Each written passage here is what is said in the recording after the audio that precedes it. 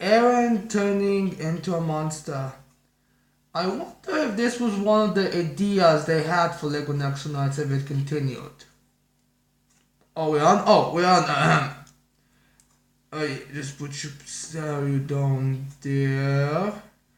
Hello, everyone. I'm Overhaul, and today we are reviewing My Hero Academia, chapter 300, not 300, 231. The Path. That's the name of the chapter, right? The Path. Yeah. Anyways, so let's get into this chapter because we have a lot to discuss. So yeah, the first thing we're gonna be this. So we start this chapter with Gigantomachia sniffing for Tomoa Shigaraki, and he finally sniffed him out, and now he's on his way to the Liberation Army. Which also, it seems that Gigantomachia has some kind of a speeding type quirk, because when he sniffed Tomoa's scent, which is freakishly far away. I mean, even if you want to make the argument that from where they were and to the city they went to isn't, that far. It's probably the city the closest to that mountain they were. Tomoe is pretty in the middle of the city. Hell, the tower that they are going to seems to be on the other side of the city they entered. So yeah, Gigantomachia has one good nose and one freakish amount of speed. Now, to win, I think that Gigantomachia will show up because we are coming closer to the arc with Gigantomachia. Is this? I feel like the Gigantomachia will either arrive in a time where the only climax comes from the League of Villains fight the executives from the Liberation Army,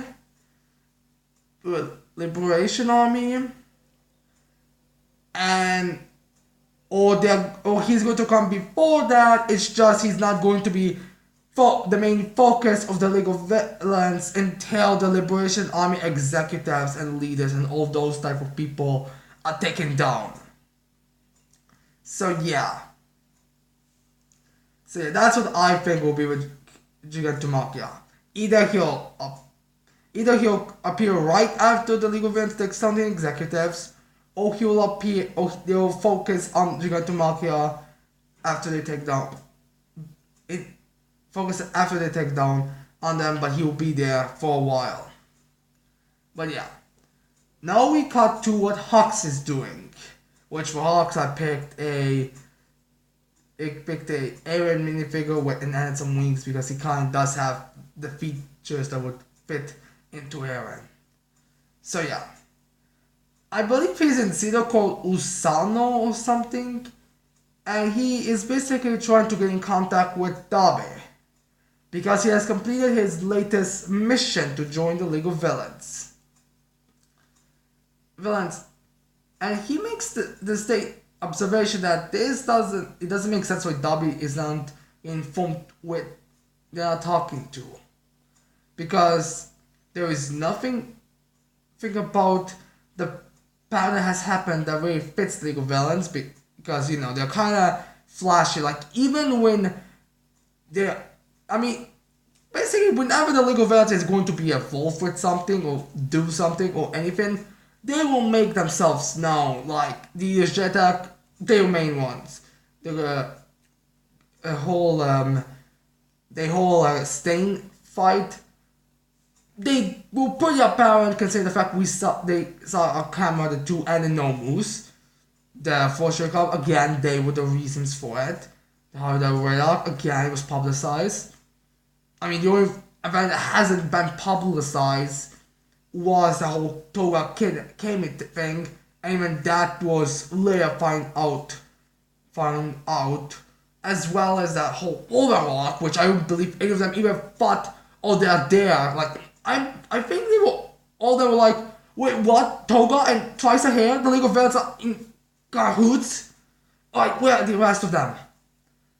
You know, they make very apparent that they are there whenever they do so. So far, Hawks hasn't been informed on anything because, well, the Hero Net is kind of keeping a lowdown on the whole Liberation Army versus the League of Villains.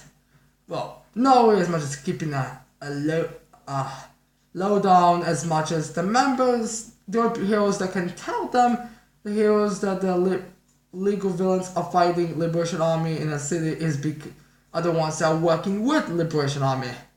Hell, I can imagine one of those heroes to be the main ones. So yeah, Hawk so far has no clue about the Liberation Army. And is right now just waiting to get in contact with Dobby because this was the time that he can get in contact. And he has a big bag next to him. I'll talk about the bag in a couple of seconds or minutes later. So yeah, while Hawks is passing by, we see a billboard which has Bash Genius, the current number 3 of the top pro heroes. On it that says this Bash Genius is missing and his sidekicks are still in confusion. So yeah, what the hell is going on now? And we get a little of flashback to what has actually happened.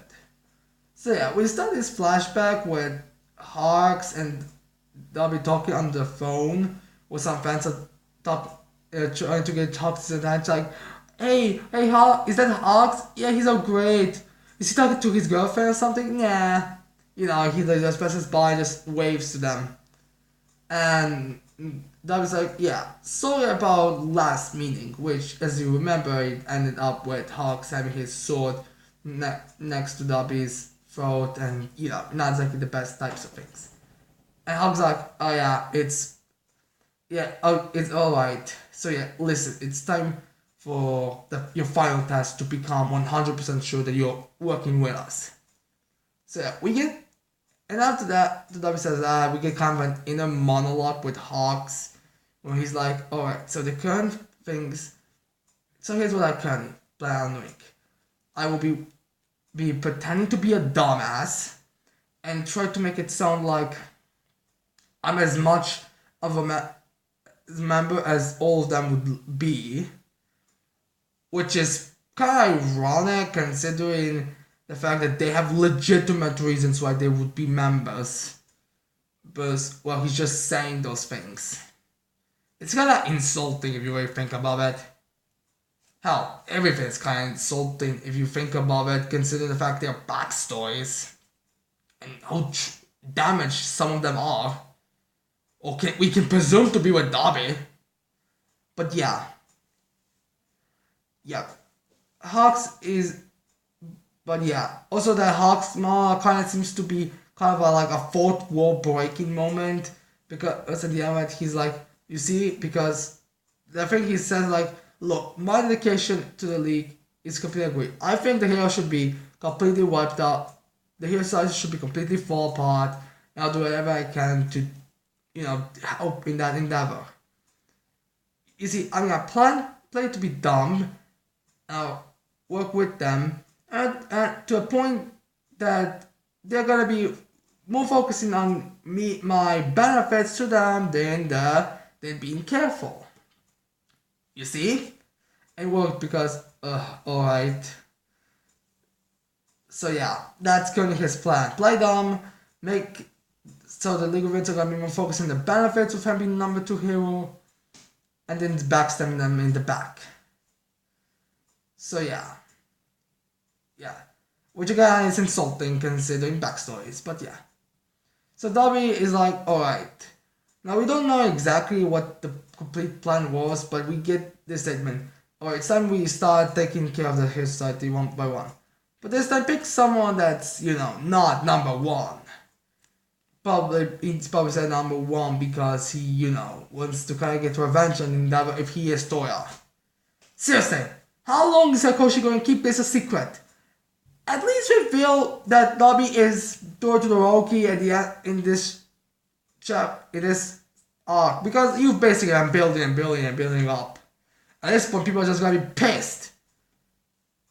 But yeah, so Dobby, so yeah, Dobby basically is sad, and we cut to Hawks going to meet Bash Genius, which I'll be having him represented by this skull figure because it kind of fits with him, kind of covering his mouth, and the fact that in the Vigilantes he's kind of sleeveless. But yeah,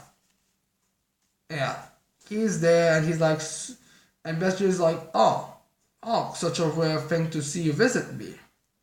Yeah, so how's your recovery going? Hey, didn't you ask that old woman to help you? Yeah, and Bastion is like, yeah, I did, but it turns out even she can't fix what's been lost. Because we find out in this chapter that Bastion has lost a lump when he fought against All For One. So yeah. I mean, I always kind of figured there was going to be some kind of permanent damage to Best Genius because, I mean, he literally had a big hole in his gut. So yeah, he lost a part of him that's keep him alive. That doesn't need to. That he doesn't need to be. Need to live.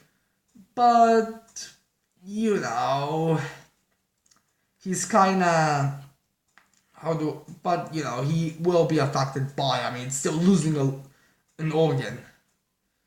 So yeah, Hawks is and basically he's like, I'm gonna go public with this. And then Hawks is like, that's too bad. And he raises his wings, and then he takes one of his wings is the ones that are like blades long, and we cut back to it. And when we cut back to the present, we see him holding that bag of his, very focusing on that.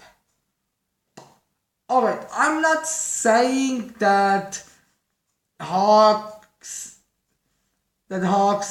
has Bastionis's separated corpse in it, like arms, legs, head, and all those areas are completely severed, and that's how it can fit. But I am saying that the number of things that could be in that bag, and that bag is pretty big, and Bastionis isn't very, how do I say, someone that would take an extreme amount of space if you would cut him up. But I am failing to see all the things that could possibly be in that bag, considering how big it is. So yeah, now Bastionis is probably alive. I mean, maybe he was just knocked out, and maybe at most Hawks did cut his armor off, and Bastionis is somewhere hidden somewhere by the hair situation, because I can imagine Hawks being like, hey guys, you see, the League of Villains wants me to kill Best Genius, so I was hoping that you guys could make a place where we can keep Best Genius so he'll stay completely hidden. So yeah, can we do that? But yeah, that's kind of the situation there. Possibly, we don't know, but yeah. Those are the two options if you ask me.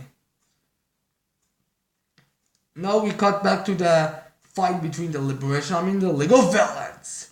We see a little glimpse of Darby and Geten, or Apocrypha, in which Darby looks like he is completely losing control of the flames over his body. I mean, the way that it's just me not really thinking about something, but the way it looks like, it's like Darby is just like shooting flames all over his body. So I mean, it might be smoke, but it looks like it's just flames erupting from his body. But yeah.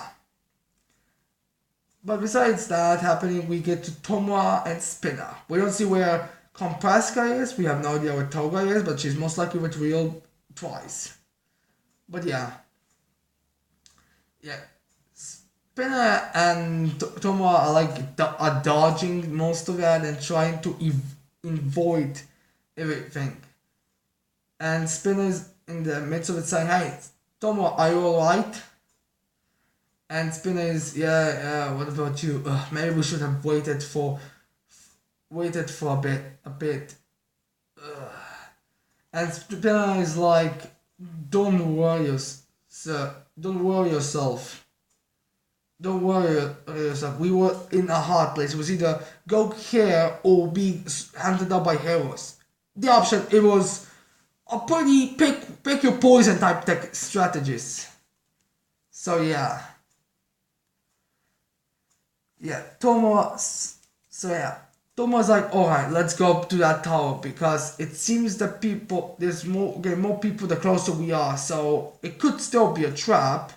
I mean, how one of the executives literally stated to us, but we don't know. Well, I don't think the League of Legends knows that this Kaku Harabata is an executive. I don't think they even know the ranks, but still, you get the general idea. So he's like, ugh. And so yeah, it could either be a trap, although by considering the numbers, it's most likely not. So they go there, and a bunch of those soldiers like set blasts to Tomoa, which also the artwork on Tomoa's face in this chapter is very focused on. It's like every time the Tomoa's face appears, is like it looks like he literally does need to have like a nap. Like he literally is. Ugh, I will take you down. Like I hope that the anime will have like a special type of a voice they'll give Tomoa whenever in this part when they get up to this part because it will kind of be better because I can imagine him like talking in a very sleepy way. Be like, alright, you liberation arm. Alright, so you two are just side buses. Like I could just imagine him being like that, like barely able to stay awake. Yeah, he is basically like after this arc, he literally if he has like a comedic, you know how some arcs end with the heroes doing something comedic like, all right, I just took down the main villain. I just took down the main boss. We win. Good. I'm going out. I don't give a shit about anything. Just if you excuse me, I'm gonna take a big nap. I can tell you just don't see this like Tomo just like just falling down, just like just snoring. I can tell you see him like this because the artwork on his eyes does make it look like he's barely awake. Like he's like forcing himself. Like I mean there should be some filler. I hope there's gonna be some filler scene in which like Tomo is going to fall asleep and then someone will attack him from some direction and oh yeah I'm supposed to be fine. But yeah. Also I think he's might be a bit losing his emotions to a lack of sleep because he's like smiling when a bunch of quirks are literally attacking him and by the looks of Twice they would possibly harm him. Considering there's like an army of Twice like jumping to keep Toma from being harmed. So yeah. And Spinner is also there. So yes, Spinner's like, why is so many Twices? And all of them still have like a bunch of Twice say, hey, Spinner, hey, oh, my leg, the thing that happened before. And Stone was like, you got rid of your trauma or something? Yes, I did. And Tom was like, alright, incredible. Because, Twice is impressed that Tom is impressed that Twice was able to get rid of his trauma, considering the fact literally a couple of minutes, I believe, Twice was literally, I'm not split up just because he removed his mask. And Toma is like, mind making a way for us? Also, by the way, before Toma said that, Twice was like, I can finally be useful to you. You already were useful to him, but I guess that kind of fits the chapters. Like, Twice has this feel like he's useless to the League of Villains, probably because let's just say he didn't really been able to benefit them as much as I mean the only biggest benefit he gave the League of Villains was the whole bullets and getting one up on off the whole. But yeah, in terms of like extreme units, it hasn't been much. So yeah, yeah. Thomas like might make it away path because there's like a bunch of people there. And then this Kaku guy appears at Hanabata, which also there's a little funny scene with Spinner in which he's like, oh, the politician. I forgot about him. Like, I think that might actually just be how Koshi remembering that he exists. Like, he is drawing the chapters sometime, and then after a while, there's something that reminds him, oh wait, I have a non-executive. Where is he? What do you, Like, I can totally imagine something like this. Like, I can imagine the first chapter, when he first draw, there wasn't, and then he was like, oh wait a second, I forgot about him, I need to add him. Like, I can totally imagine something like this happening. It's just so funny because it said, it's just so funny, it says, oh, I forgot about him. Considering the fact I believe the last time he saw him was when when the entirety of League of Legends was confronting him and Curious, so yeah. So yeah, this Kaku guy then makes a big speech to rile up soldiers. Like, there is no, everyone can be a hero. No one is a hero. It's all matters about how strong your special ability is. And he he makes basically the speech that would cheer people up.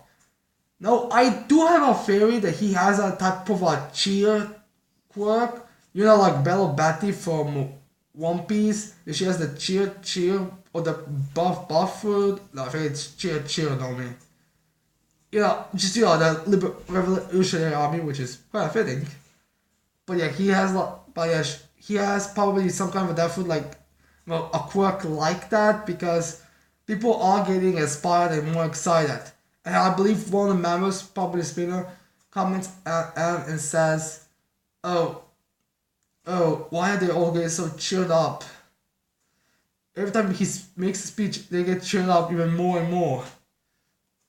I don't believe I bought this question in the last chapter, or maybe I did, but I can't remember. But I am wondering, do these Liberation Army soldiers, or the Liberation Army, what do the people with no quirks really, how do they fit into their world? I mean, let's think about this. He literally says that everyone has the special ability in them. Well, true, everyone can have ability, like everyone can probably be born with horns or something. But what about the people that don't have that? Like, they're in the age where it's very, very, extremely unlikely. Hell, when you're like a child, I believe, like, how old was Deku when he found out that he didn't have a quirk? Like 5, 6? Like, when you're like not even 10, you find out that you should get a quirk at somewhere without that time period. And if you do find out later, it's very unlikely. How Deku literally had to say to his mom, I guess it's not completely impossible. So yeah, very like, and although it was said that the people with no quirks are becoming rarer and rarer, how I believe that it's almost impossible for having two parents with quirks that will end up with a quirkless child. But still, there are people in the My Academia world that don't have quirks. Kinda confirmed that because Omai said, if you wanna be a hero with a bar quirk, then I advise for you to go just be a police officer. It's much better. Hell, they still, a lot of people, hell, the whole quirk thing isn't even exclusive. So yeah, there are people in this world that don't have quirks. What's the Liberation's Army plan for those people? I mean, the way I see it, there are only two options considering the way how we saw the executives acting. Either kill the people with no quirks, or have them as slaves. And when I say as slaves, I mean with nothing. Completely just supposed to serve them. Like, honestly, that's the only options I can see. I mean, none of the people have really. I mean, no one has specifically stated from the people what they think with people without quirks. I mean, Curious didn't really show us anything about feelings towards it. How she just showed how much she wanted to the story about Toga. Um, Kaku says that, and he speaks definitely makes us think that he definitely doesn't seem to have a good think, doesn't really think about good things with quirks, people with no quirks. Instead of the fact he says we all have a special ability. You don't have it. So yeah, the Skeptic also didn't kind of show anything really specifically, but the way how he acts, I would assume that he would probably not be kind of the same lineup as Kaku. There's Gitten Apocrypha figure that we assume is the Snow is a guy with his ice quirk. Literally said that he believes in a world where your status should be reflected on how powerful your quirk is. And that by that logic, death or slave, that's the only two options for people with no quirks. And Redasher wants to make the world with no quirks, and how he was probably the one that was the that made Geten have those type of thoughts. I mean, consider the fact it's possibility that Geten is like only 19-year-old because the whole Natsu theory is still on. Just when it will be revealed. When these theories be revealed. Or at least show if they are proven true or not. So yeah, I am seriously wondering when will the people with no quirks. I mean, if not revealed in the story, like maybe when Tomoa beats the Dasher, which also he states that the Gigantomachia, he can take down the father. We will take down the hats. So, the executives and Redasher and all those. So yeah, I am curious to find out what's their viewpoint on the people with no quirks. So, either revealed in the series or revealed in an extra chapter, because we need to know what's their viewpoint on people with no quirks. So yeah. Now we got to the final page of the path of the chapter, in which we see twice. Probably his clone, because last time we saw him he had his mask off and was holding Toga, and I doubt that he would be sending plus, and I doubt that he would be sending that he'll be going that he'll put Toga down or enhance one of his doubles and go up there fight. But yeah. Twice there make some comment about how his Kaori Dasher is a bit bald. Like that character, that panda looking guy in the beginning of this arc stated. Which also, he's being referenced by Ridachi saying like, well, unlike Miyakuzu or something, whatever his name was, your joke, your quotes don't have a punchline. Also, Gira's in the back is there as well and be like, Jin, kind of beat up. Now, some people think that Tomoa might kill Giran because, this is kind of a big screw up. But it's probably not going to be, because Tomoa in the chapter also stated play with people's feelings. Links when Twice was really showing how much he wanted Twice to Giran to be alive. And Tomoa was like, I won't forgive you, Liberation Army. I won't. So yeah. Yeah. Now I doubt that this Twice clone will be able to kill Ridastro. I doubt that. Either Ridastro will beat them, make them faint. Maybe we get some. Maybe he will just like before he destroys the Twice clone, he will make some kind of speed or something. Plus, there are two of those gorilla-looking guys that that those identical gorillas that Skeptic was sitting on. Now, some people think that might either those are twins, or maybe maybe they are also able to double themselves but unlike twice who can double everything. Those two can only double themselves, well, himself. But we don't know how. We don't even know if those things are humans. Consider the fact the way they kind of so far seem to be more like just robotics disguised as humanoids. Cause I mean, for God's sakes, I mean the way how they were just used as a chair and a table. So yeah, I don't exactly know how is that going. So yeah, anyway, this chapter was pretty good. I would say the last chapter was a little bit better, but this one was so far was as well great, and it does raise up a lot of questions. Now, anyways, I hope you like this video. I hope you're gonna now leave a like and subscribe to my channel for more videos in the future.